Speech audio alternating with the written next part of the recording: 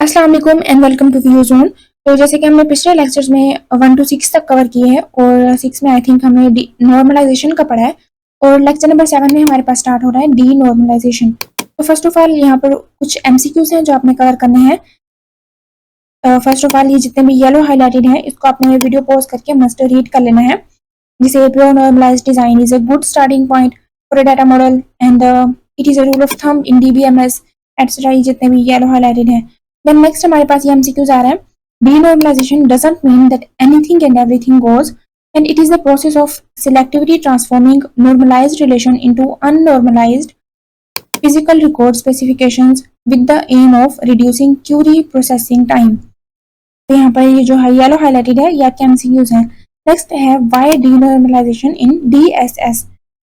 यहाँ पर कुछ रीजन दिए हैं why के, तो वो आपने रीड कर लेने हैं। बाकी DSS का हमें स्टैनफोर्ड जो है ना पिछले लेक्चर में कर लिया है।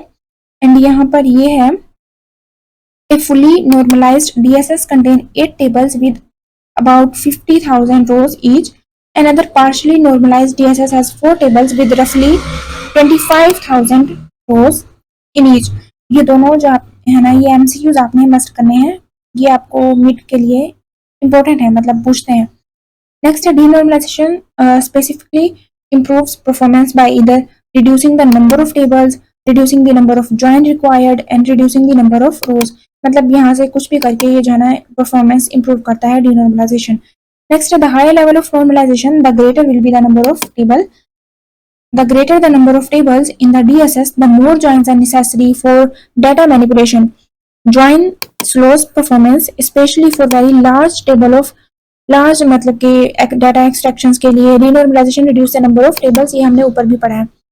नेक्स्ट है यहाँ पर हमने आई थिंक नॉर्मलाइजेशन में हम प्राइमरी की का कुछ पढ़ रहे थे, लेकिन denormalization can help minimize joins and foreign keys and help resolve aggregates. Next है 4 गाइडलाइंस। ये जो जितने भी गाइडलाइंस दिए हुए हैं आप खुद ही रीड कर लें। एंड यहाँ पर ये है denormalization will ultimately affect the database size and query performance. यहाँ से कुछ ये जितने भी येलो हाईलाइटेड हैं आप कर लें। और बाकी ये 5 principles of denormalization techniques, it is the most important topic. ये कौन कौन सी टेक्निक्स हैं, that is collapsing the table and pre joining, splitting tables, adding redundant and derived attributes. तो ये पांचों के पांचों आपने मस्ट करनी है। लाइक यहाँ पर ये जो है कोलैप्सिंग द टेबल, ये 2 टेबल हैं जिनको आपस में कोलैप किया गया है। उसके बाद यहाँ पर कोलैप्सिंग द टेबल का कुछ मीन्स MCQs आ रहे हैं यहाँ से। One of the most common and safe denormalization technique is combining 1-to-1 relationship. यहाँ पर 1-to-1 रिलेशन की ही बात हो रही है। यहाँ पर कुछ ड्रॉबैक दिया है, आप रीड कर लें। बाकी आपको कोलैप्सिंग द टेबल मतलब कि इसका आइडिया यहीं से लग रहा है कि कोई भी अगर आप क्वेश्चन भी आ जाए कि इसका जो है ना कोलैप्सिंग कर दें, तो आपने सिंपली 2 टेबल्स को आपस में कोलैप कर देना है। और यहाँ पर ये कुछ ये बताया गया कि ये इसके एक तरह के एडवांटेज क्या है, that it reduce storage space, it reduce update time, doesn't change business view and it reduce foreign keys. Next है लेक्चर नंबर 8 जहाँ पर हमारे पास डिनॉर्मलाइजेशन ही कंटिन्यू है। स्प्लिटिंग दी टेबल, मतलब स्प्लिटिंग दी टेबल इसके नेम से ही लग रहा है कि टेबल जो है उसको हम स्प्लिट कर देते हैं। जैसे कि ये ऊपर ये एग्जांपल में दिया हुआ है, ये एक टेबल है। आपको इसी तरह से क्वेश्चन में भी पूछ सकते हैं।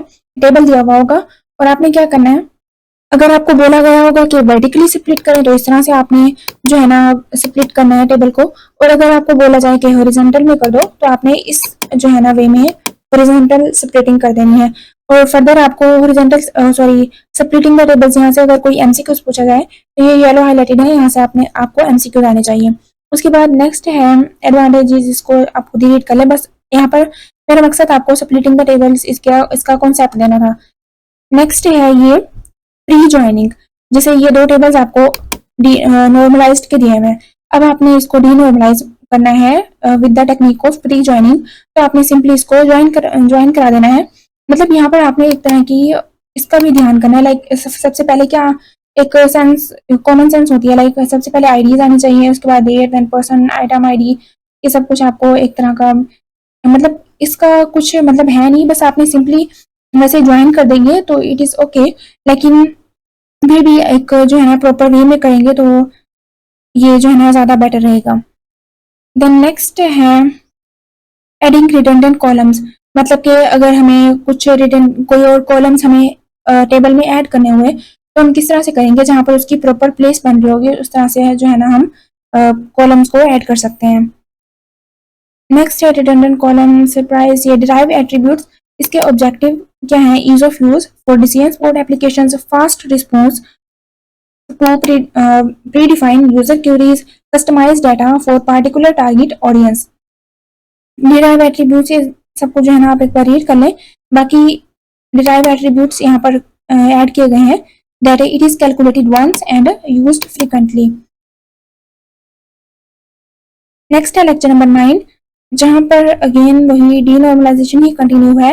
यहाँ पर इसके ट्रेड ऑफ फॉर डीनॉर्मलाइजेशन दिए गए हैं, that is storage, performance, ease of use and maintenance. Storage issues क्या होते हैं, यहाँ पर ये कुछ आपको जो है ना आई थिंक एमसीक्यूज में भी पूछते हैं, तो आपको ये स्पेस आई थिंक जो है ना आनी चाहिए कि कितनी है। Net result is 12.5 additional space. बहरहाल इसको जो है ना आपने एमसीक्यूज के लिए करना है। उसके बाद यहाँ पर ये सारे इश्यूज ही बताए गए हैं इस लेक्चर में, इसको जस्ट आपने जो है ना उसके लिए करना है, आपके एमसीक्यूज पार्ट के लिए कवर कर लेना है, बाकी इसको आप स्किप करें। नेक्स्ट है लेक्चर नंबर 10, जहाँ पर हमारे पास है ओलैप। ओलैप भी एक बहुत ही इंपॉर्टेंट, फर्स्ट ऑफ ऑल तो आपको इसका स्टैंड फॉर आना चाहिए, ऑनलाइन एनालिटिकल प्रोसेसिंग।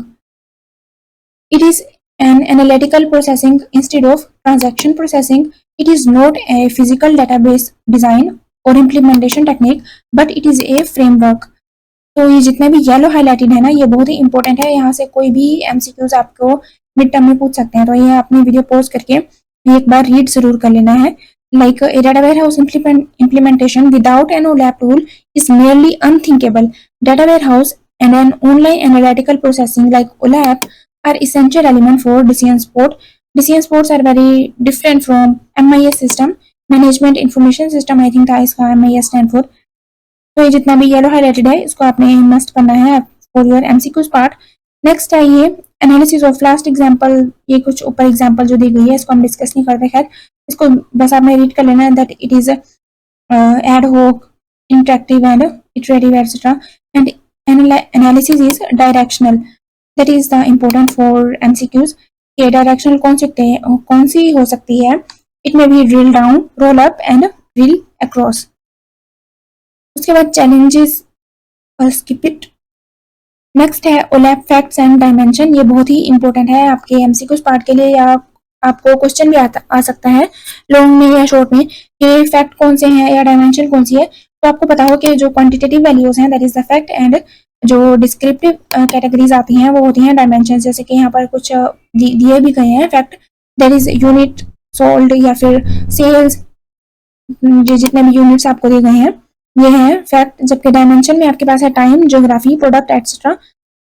ये आपने एमसीक्यूज और शॉर्ट क्वेश्चन या फिर लॉन्ग कुछ भी इसके लिए मस्ट करना है इसको। नेक्स्ट है where does OLAP fit in, it is classification of application और डेटाबेस डिजाइन। ये ऊपर ही आई थिंक ओलैप के वो जो इंट्रो दिया हुआ था उसमें ये सब कुछ डिस्कस है, तो वो रीड कर लिया तो दैट्स इनफ।